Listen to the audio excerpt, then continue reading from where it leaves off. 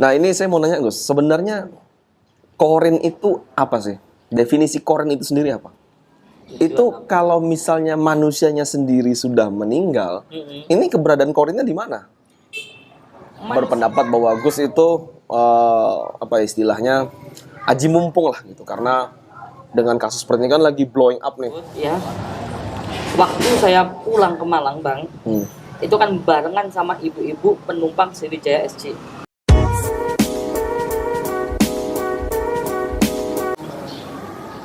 Yo, what's up? Sorry salah. Sorry guys. Assalamualaikum warahmatullahi wabarakatuh. Selamat siang, salam sejahtera, salam kebajikan, nama budaya, shalom. Nah, baru saya lanjut. Yo, what's up guys? Sorry guys. Biasanya saya membuka tuh seperti itu gitu loh. Nah, guys, pada hari ini di video kali ini ada yang cukup menarik. Jadi kemarin itu Gus Idris Official bersama tim itu membuat sebuah video yang berisi tentang kegiatan penarikan korin atau mengecek langsung tentang musibah kejadian jatuhnya pesawat Sriwijaya Air SJ182 dan langsung ke lokasi pada saat itu Gus ya, langsung di tengah laut Kepulauan Seribu. Nah pada saat itu ada kegiatan yang namanya penarikan korin, kemudian ada pemanggilan jin, kemudian pengecekan langsung. Cuman yang jadi viral itu adalah tentang Gus memanggil korin salah satu korban pesawat Sriwijaya Air. Nah, pada video kali ini, pada kesempatan kali ini, saya ingin mewakili netizen untuk bertanya nih Gus, nggak apa Gus ya? Ya, nggak apa-apa. Tentang video yang kemarin, karena banyak banget pertanyaan-pertanyaan di seputaran video tersebut, dan video ini viral bahkan di TikTok itu sampai puluhan juta yang lihat, banyak banget. Jadi makanya untuk menjawab semua pertanyaan-pertanyaan tersebut, saya lebih baik langsung nanya yang kemudian akan dijelaskan secara langsung, karena saya sendiri sebenarnya belum paham dan tidak mengerti apa itu korin. Karena pada awalnya saya berpikir korin itu adalah roh manusia yang sudah meninggal. Ternyata setelah mendapat penjelasan sebelumnya dari orang-orang juga, kemudian saya baca komentar, itu ternyata korin itu bukan itu gitu loh. Nah, untuk lebih jelasnya saya langsung berbicara dengan pakarnya. Gus, terima kasih sudah mau menerima. Nah, ini saya mau nanya Gus, sebenarnya korin itu apa sih? Definisi korin itu sendiri apa? Korin itu jangan sampai salah sahabat ya. Korin itu beda jauh dengan ruh, bukan ruh ya, kebanyakan salah kaprah. Korin ini ruh yang sudah meninggal, itu ruh kembali kepada Allah. Yas'alunaka 'anir ruh qul ruh min amri rabbi. Korin ini apa? Korin artinya pendamping kan. Korin itu pendamping. Jadi ketika diciptakan manusia, muncullah pendamping tersebut. Ya, bedanya apa? Ketika manusia itu meninggal atau wafat, korin masih ada, cuman nggak bisa masuk ke alam barzah. Nah, itu satu. Apa dalilnya? Menurut Al-Quran, menurut Islam tentang korin itu apakah ada? Ada dalam Al-Quran. Qala qarinuhu rabbana ma adghaytuhu walakin kana fi dhalalim ba'id. Nah itu dalilnya. Korin bertanya, ya Tuhanku, ya Tuhan, sebenarnya bukan saya yang menyesatkan mereka dari golongan manusia, mereka sendiri yang menyesatkan diri. Tinggal kita caranya bagaimana berlindung kepada Allah Subhanahu wa taala ketika ada bisikan-bisikan yang mengajak kita ke dalam kemungkaran. Contoh malas ibadah nih, was-was hati ketika sholat, ibadah, baca Al-Quran itu malas. Asyaitonu ya'idukumul faqra wa ya'murukum bil fahsya wallahu ya'idukum maghfiratan minhu wa fadla wallahu wasi'un alim. Lindunglah kepada Allah. Oke. Maaf Gus, berarti korin itu sejenis asisten lah gitu ya, semasa hidup kita. Bisa dibilang gitu. Kayak asisten yang selalu mendampingi kita sejak kita lahir. Ya, wallahu alam. Itu kalau misalnya manusianya sendiri sudah meninggal, ini keberadaan korinnya di mana? Manusia sudah meninggal, otomatis korin itu kan selesai tugasnya tuh, ya kan? Cuman masih bisa kita panggil. Makanya korin itu bisa menyerupai Bang. Korin dari bangsa jin, ingat ya, perlu garis bawahi, korin bangsa jin bisa menyerupai siapapun. Jadi korin ini dari bangsa jin? Bangsa jin. Yang ditugaskan menemani kita dari sejak kita lahir. Nah, ini penjelasan juga. Kenapa kadang ada pocong, ya kan? Itu korin menyerupai orang yang meninggal. Itu. Kenapa ada apa kayak kuntilanak yang mukanya hancur. Itu Korin menyerupai orang yang ketika akhir hayatnya itu meninggal mukanya hancur-hancuran gitu loh. Jadi nggak ada hantu itu nggak ada, orang sudah meninggal sudah nggak bisa kembali lagi. Itu Korin. Berarti fix bahwa Korin itu bukan roh dari manusia yang meninggal ya. bukan. Nah, karena banyak banget nih komentar-komentar di video Gus yang saya baca tuh bahwa Korin itu adalah korban, roh dari korbannya itu dulu. Bukan ya? Jadi dia Korin itu adalah kayak asistennya kita lah gitu ya. Bisa menyerupai. Tapi mirip banget bang, karakternya, cara bicaranya, tutur bahasanya, perilakunya sama persis 100%. Misalkan Bang Naf ini sama kayak Bang Naf sudah. Nah sekarang mungkin pertanyaan adalah bagaimana kita bisa mengetahui bahwa itu adalah Korin dari orang yang kita panggil. Sementara kan Gus bilang dia bisa menyerupai orang lain gitu. Bisa menyerupai orang lain juga ya kita? Bisa, cuman tugasnya ke dia itu aja. Oh Gus, oke. Nah sekarang pertanyaan saya, setelah dia meninggal, Korin ini kan Gus bilang masih berkeliaran tuh. Sampai kapan dia berkeliaran itu? Sampai kiamat bang. Kenapa? Manusia sudah wafat ya sudah tutup buku. Tapi Korin tetap hidup. Karena bangsa jin. Oh berarti tugasnya sudah selesai tapi dia masih bisa berkeliaran sampai nanti akhir dunia ini. Oke. Nah terus pertanyaan selanjutnya, banyak banget nih di kolom komentar bertanya, kalau Gus memang bisa begini bisa begitu, kenapa tidak berbicara atau bertanya kepada Korin tersebut di mana letak black box atau FDR. FDR itu adalah flight data record dan VCR, voice data record dari kegiatan yang ada di pesawat Sriwijaya Air SJ182. Nah itu gimana Gus penjelasannya? Korin ya nggak tahu lah bang. Kadang pilot saja kita mau menarik Korinnya pilot juga nggak tahu kan blackboard itu di mana. Kan berkeping-keping serpian-serpian pesawat itu. Itu. Iya nggak tahu lah yang jelas. Atau salah satu penumpang aja kita panggil Korinnya ya. Kita tahu data dari manifest. Kadang manggil Korin lewat nama bang. Nggak bisa kalau kita nggak tahu namanya. Makanya kalau ada orang yang berobat itu kan kita harus tahu namanya, minimal namanya sama orang tuanya. Jadi untuk mendeteksi kan gitu secara astral, secara koibia. Jadi gitu. Misalkan kita mau narik Korinnya si penumpang atau pilot gitu ya. Kan banyak tuh netizen yang minta pilot kita pikir 2 kali lah bang ya. Dan nyari Korinnya pilot atau penumpang. Di mana blackboardnya? Walaupun blackboard itu sudah ketemu loh ya. Kan kita analisis. Ya nggak tahu lah bang. Di mana blackboardnya, namanya hancur berkeping-keping. Oh, jadi istilahnya anggap maaf ya kalau pertanyaan saya. Anggap aja Korin itu, anggap saya Korin ini orang yang saya dampingin gitu. Jadi apa yang diketahui orang ini saya pasti tahu, tapi apa yang tidak diketahui orang ini berarti saya juga nggak tahu berarti gitu ya. Gimana? Gini, anggap Korin itu saya ini Korin lah anggapnya, saya Korinnya jinnya gitu. Gus ini orang yang saya kawal gitu. Berarti istilahnya kalau Gusnya nggak tahu ya saya juga nggak tahu kan kita selalu berdampingan gitu ya. Oh, begitu. Oke. Itu udah bisa dipastikan seperti itu ya. Insya Allah seperti itu. Cuman kadang juga tahu bang, karena apa yang nggak dilihat manusia Korin tahu.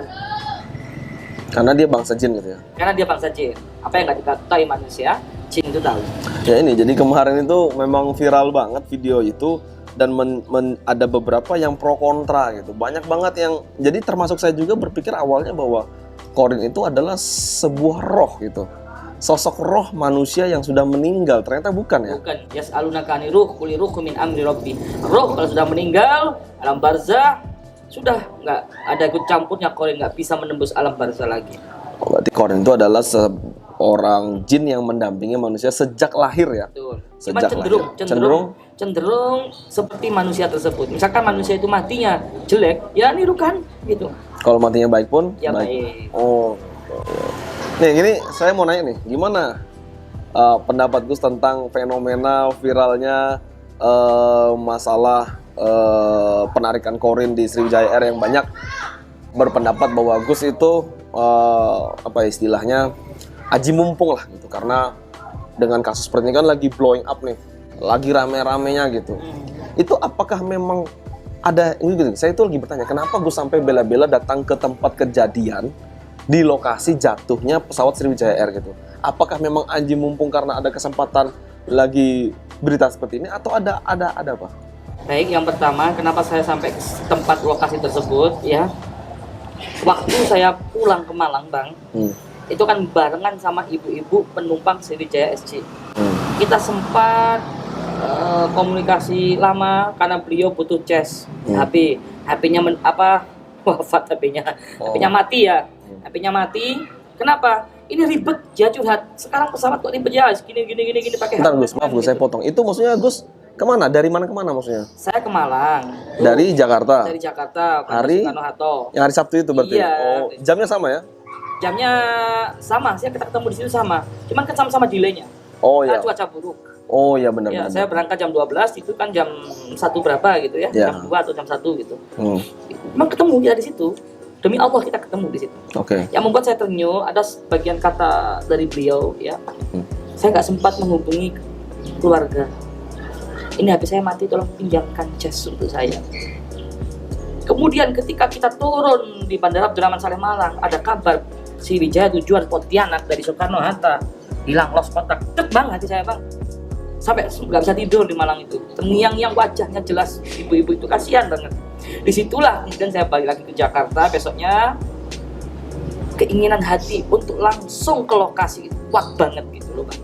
Bukan aji mumpung ya, aji mumpung apa sih, kalau kita pengen pencitraan, kalau kita pengen pansos, kita bisa akal-akalan di pesisir laut aja. Seakan-akan kita tinggal bilang ke netizen, hey netizen, ini loh sekarang saya lagi di perairan Pulau Kaki, Pulau Laki, Pulau apa? Pulau Seribu. Pulau Seribu, tinggal gitu aja, netizen nggak mungkin tahu. Iya nggak? Kenapa Kemarin saya harus langsung ke lokasi? Kemarin saya lihat juga di video itu langsung berada di tengah-tengah, kemudian ada kapal TNI juga yang ini apa itu. Nah, kemudian pertanyaan saya selanjutnya, setelah ini kan banyak korban-korban yang masih belum diketemukan. Misalkan banyak banget ya Gus, kenapa nggak langsung bantu Basarnas aja untuk menemukan Ya kan, di mana lokasinya gitu. Nah, pertanyaan saya gini, misalkan kalau misalnya mayatnya udah jatuh di mana-mana lah gitu ya kan, karena sampai sekarang kan masih banyak yang belum ditemukan korbannya. Kira-kira misalnya ada kata dari Basarnas yang tiba-tiba meminta bantuan, Gus tolong membantu dari secara koordinat, apakah itu bisa dilakukan? Suatu kebanggaan dong bagi saya, karena saya bisa membantu kemanusiaan gitu. Suatu kebanggaan, dan saya akan upayakan semaksimal mungkin untuk membantu jiwa kemanusiaan saya gitu Pak. Sesuai apa yang saya bisa gitu. Karena banyak banget bertanya, kenapa nggak bantu Basarnas nggak usah begini, biar dari Gusnya aja gitu. Soalnya kan banyak yang meminta seperti itu gitu. Ya kan bukan tugas kita. Oh ya. Kalaupun dari Basarnas meminta kepada kita, ya kita siap. Lagi waktu kita kemarin ke tengah-tengah lautan itu banyak sekali korin-korin yang menuding gitu, gini gitu loh kan. Cuman nggak ditampilkan karena ada kepentingan itu sudah ditangani ya. Oke. Yang jelas di dasar lautan hancur. Mungkin ada yang mau disampaikan Gus? Apa ya? Sampaikan tentang apa? Terkait tentang korban Sriwijaya Air ini. Jadi sekali lagi saya juga turut berduka cita, karena kalau misalnya saya di posisinya Gus pula, mungkin saya akan merasakan hal yang sama gitu. Karena pada saat itu kan saya nggak tahu bahwa saya bukan di posisi seperti Gus yang pada saat itu langsung bertemu dengan salah satu penumpang korban Sriwijaya Air gitu ya. Nah sekarang Gus, saya mau bertanya yang terakhir nih. Ya. Silakan. Kalau misalnya korin tersebut berbohong, apakah itu dimungkinkan? Sangat dimungkinkan korin berbohong, namanya aja bangsa jin Bang. 50% benar, 50% salah. Berarti, cuman sepengetahuan kita ya, pengalaman kita, kalau sesuai korin itu pasti Bang, ini pengalaman aja ya, menunjukkan kebenaran Bang. Biasanya menunjukkan kebenaran. Tapi juga kadang-kadang bisa berbohong. Kadang-kadang bisa berbohong, namanya dari bangsa jin ya. Kalau orang itu hidupnya baik, soleh, itu korin tersebut juga ngikutin. Misalkan nih, orang soleh ya, tiap harinya baca zikir, itu korinnya baca zikir terus Pak. Tetapi kan tadi Gus bilang di awal bahwa jin ini kebenarannya tidak bisa dipercaya. Betul. 100%. Iya. Nah sekali misalnya seorang manusia setiap harinya selalu menunaikan ibadah sholatnya, tidak pernah lupa baca Al-Quran, tidak pernah lupa sholat, zikir terus, sholawatan terus, apakah korinnya juga tetap masih bisa dipercaya 100% atau masih tetap 50%? Tetap 50%. Jangankan kita, Rasulullah saja. Rasulullah SAW kita ditanya, apakah termasuk engkau ya Rasulullah memiliki korin pendamping? Iya, saya juga memiliki pendamping untuk korin. Cuman saya berlindung kepada Allah dan dijaga oleh Allah. Di antara orang soleh Rasulullah sendiri. Oke, jadi sudah jelas, sudah terjawab gitu. Karena viral banget tuh di dunia maya, yang mungkin banyak yang belum tahu bahwa Qorin itu bukanlah roh manusia. Jelas ya, berarti jelas ya kawan-kawan, jelas sahabat Gio, jelas guys, bahwa Qorin itu bukanlah roh dari manusia. Qorin itu adalah jin ya guys ya? Adalah Jin yang ditugaskan menemani kita sejak lahirnya kita ke dalam dunia ya. Nah, sepeninggalnya manusia tersebut, Qorin itu masih berkeliaran sampai dunia kiamat. Gitu guys ya? Iya. Oke, mungkin Saya ada satu lagi Bang yang saya sampaikan untuk netizen ya. Semua hidup ini pasti kan ada hikmahnya, ada ibrahnya. Allah menciptakan segala-galanya itu pasti ada hikmahnya dan ibrahnya. Pertanyaannya, tulis di komentar. Kenapa Allah menciptakan Qorin? Untuk apa hikmahnya? Ayo tulis komentar sebanyak-banyak. Ayo giveaway.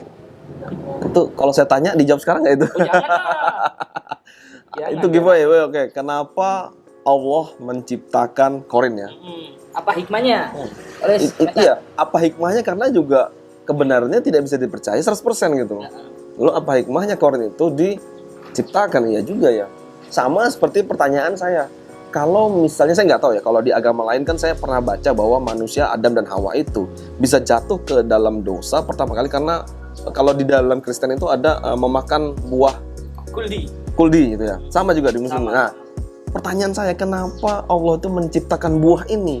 Padahal dia tahu bahwa manusia Adam ini kalau memakannya dia akan jatuh dalam dosa gitu loh. Apa hikmahnya dia menciptakan buah ini gitu loh? Ya itu pertanyaan juga. Rabbana dhalamna anfusana wa illam taghfir lana wa tarhamna lanakunanna minal khasirin. Itu Nabi Adam dan Siti Hawa. Setelah dihukum oleh Allah turunkan ke bumi, dia berdoa minta ampun sama Allah, akhirnya Allah ampuni dosa-dosa. Iya, saya juga bertanya seperti itu, kenapa Allah menciptakan gitu loh? Ya pasti ada hikmahnya. Tidak ada suatu kejadian di muka bumi ini melainkan ada hikmah pelajaran di situ, Bang. Nah, ini pertanyaan buat para sahabat yang pakar-pakar di dunia spiritual. Dan ternyata Bang, di dunia spiritual ini Qorin bagi kami loh ya, bagi kami ya. Allah alam kalau bagi sahabat-sahabat. Ini banyak manfaatnya sekali, Bang. Oh ya? Iya dong. Untuk sisi apa misalnya? Nah, kalau dunia spiritual Anda terjun dan ahli dunia spiritual pasti tahu lah. Qorin ini banyak sekali manfaatnya untuk pengobatan gaib. Nah, pertanyaan saya, apakah semua orang, nih saya bertanya terus nih, nggak apa-apa ya. Jadi apakah semua orang bisa memanggil Qorin atau hanya orang tertentu? Semua orang bisa, saya kira. Apakah ada kewajiban ritual atau apa dalam pemanggilan Qorin? Kita tinggal kirim Fatihah, kalau menurut Islam tinggal kirim Fatihah saja namanya dan buku kandungnya sudah cukup. Datang itu pasti. Seperti saya bisa manggil? Bisa, tapi kalau melihat nggak tahu ya. Harus belajar buka cakra ya. Oh, jadi harus bisa melihat dulu. Aktivasi kelenjar. Pasti bisa atau Apa pasti manggilnya bisa, atau melihatnya? manggil? Pasti bisa. Online. Misalnya saya, Batin. kalau misalnya sih saya mau manggil Qorinnya masuk ke dalam tubuh siapa, kalau ternyata tidak ada efek, berarti yang salah siapa nih? Saya ya berarti apa gimana? Pasti ada efek lah, Bang. Pasti ada efek. Kita manggil pasti datang karena itu bersifat batin dan jin aja. Jangankan di Fatihai, di batin aja disambat saja. Itu udah datang. Cepat kilat. Oke, kalau gitu terima kasih Gus atas penjelasannya karena ini memang dibutuhkan sih saya bilang. Maksudnya banyak banget yang bertanya seputaran kenapa panggil roh korban gini, korbannya lagi gini. Ternyata Qorin itu bukanlah roh dari manusia meninggal, itu udah jelas. Kemudian yang kedua yang saya tangkap, kenapa tidak bisa bertanya soal tentang masalah black box? Ya karena jin ini sendiri adalah orang yang mengawal manusianya di masa kehidupannya. Jadi kalau misalnya pada saat itu dia meninggal, dia tidak tahu di mana keberadaan black box-nya, kemungkinan besar juga Qorinnya juga tidak tahu. Tapi bukan tidak menutup kemungkinan bahwa dia juga tahu ya. Gitu ya. Oke. 50%. Ya, segitu dulu kawan-kawan. Dulu Gus ya. Terima kasih. Ya, terima kasih sudah melihat video ini. Semoga tayangan ini bermanfaat buat kita semua dan menjawab semua pertanyaan-pertanyaan yang ada di videonya Gus Dus, karena jujur viral banget, bahkan wah pertanyaan itu melebar kemana-mana gitu, jadi ada pro dan kontra. Oke? Ini izin di upload di Gio Bapak ya, Bang? Oh silakan nanti kita lihat. Oke, kalau gitu mungkin karena di upload di Gio boleh ditutup Gus. Baik, terima kasih sahabat-sahabat dimanapun Anda berada. Mudah-mudahan kita selalu dalam kenal rahmat Allah ya. Yang gelisah, yang sakit mudah-mudahan dijauhkan dari musibah, bencana, malapetaka. Mudah-mudahan kita semua dimatikan kelak dalam keadaan husnul khotimah. Kami mewakili dari seluruh tim Gio berduka cita yang sedalam-dalamnya ya, belasungkawa terhadap korban, keluarga korban musibah jatuhnya pesawat Sriwijaya SJ182. Mudah-mudahan awalnya diterima di sisi Allah, diampunkan semua dosa-dosanya dan diangkat derajatnya setinggi-tingginya, jadikan raudhah min riyadil jannah. Amin ya rabbal alamin. Cukup sekian dari kami. Saya nutup nih. Ya. Ya sudah. Mohon maaf sahabat. Wassalamualaikum warahmatullahi wabarakatuh. Adios.